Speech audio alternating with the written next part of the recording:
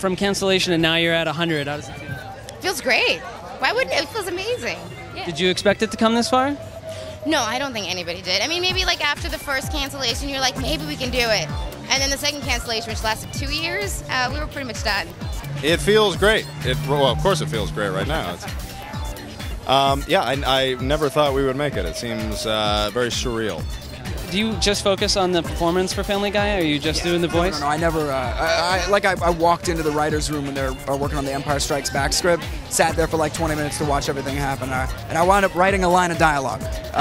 But I really don't. I love just being an employee of the show, you know, a participant. It must seem almost like, you know, like kicking back a little bit for you. It really is, yeah. It's great, and it's like it's so well in hand. I don't even have to think about it. So. Do you just sort of stop trying to develop the show? Whatever's happening right now. Yes. Oh, yes. I was going to do your arms, but I guess I'll just do your butt. Either way. You're Seth Green. You can give me any way you want. Thanks. Ladies and gentlemen, Mike Henry. Thank you. Come here, Chris. Oh, boy. Hi. What are we talking about again? I was going to say, do you do the cutaways sometimes separately from developing the plot of the show, or do they all come together? Yeah, I mean, basically, there's like 14 writers. We take turns writing scripts. One person will go write a script, turn it in, then we'll all read it. And within that script, there are already cutaways and TV gags and stuff. And if they're not up to snuff, then we'll send 4 people out to a room to work on one. Come up with, this is even worse than, you know, and then we'll have 4 guys writing a joke. You know, usually 5 or 6 different alts for a joke. We call them alts, alternate choices. And then we'll come in and pitch them to the room. Whatever gets a big laugh, whatever Seth thinks is funny goes in the show. We've both done voices for Seth's shows too, and it's a highlight of anyone's career is becoming a voice in the Family Guy or American Dad. What voices did you guys do? Well, I've been a Nebraska man on American Dad. I've been Chris's dermatologist on Family Guy.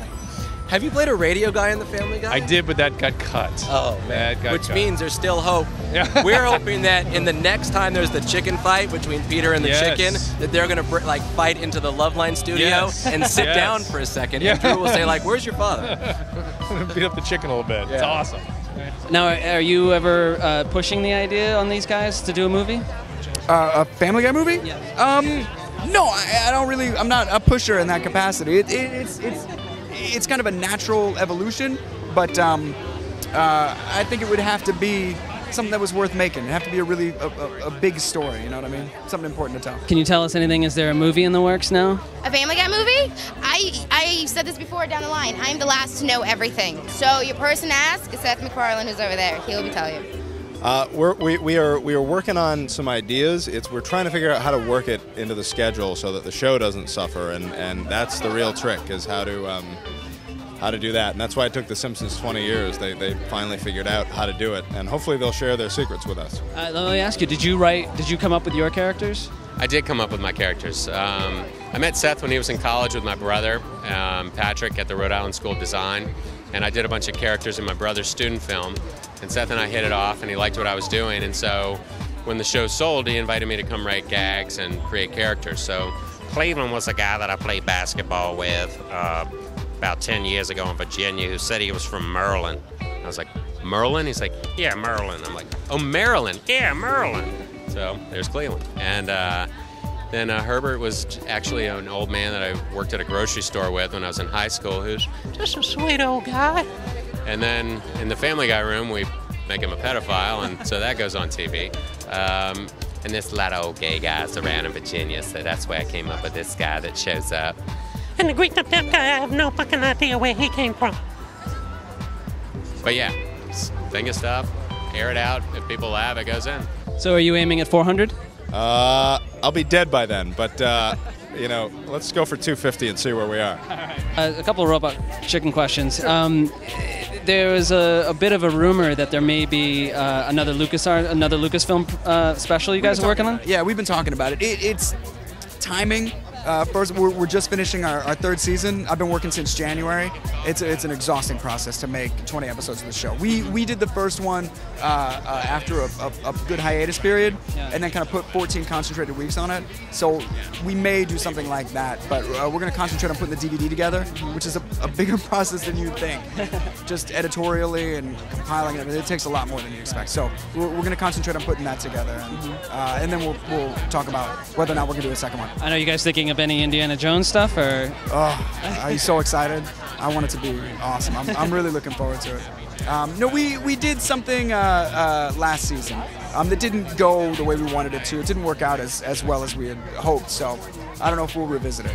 Can you tell us anything that's coming up, some of the stuff that you're writing now that's coming out? Yeah, there's an episode coming up where Peter finds out that he's actually Mexican, and he loses his job, and he has to go through immigration and has day laborer type jobs. All kinds of crazy stuff like that, with some funny sequences in it. Herbert gets to sing a little song. I'm proud to be an American. Which I'm too hoarse to sing right now. The classic tune. But yeah, so it's just, fun stuff. The Star Wars stuff I love. We just finished rewriting The Empire Strikes Back, which will air in a year and be out on DVD. And also working on KickedInTheNuts.com. I don't know if you're familiar with that. It's a side project I do with my brother. You should check it out. And that's about it. So what can you tell us about the rumors of a Family Guy movie? Family Guy movie, I think it'll definitely happen at some point.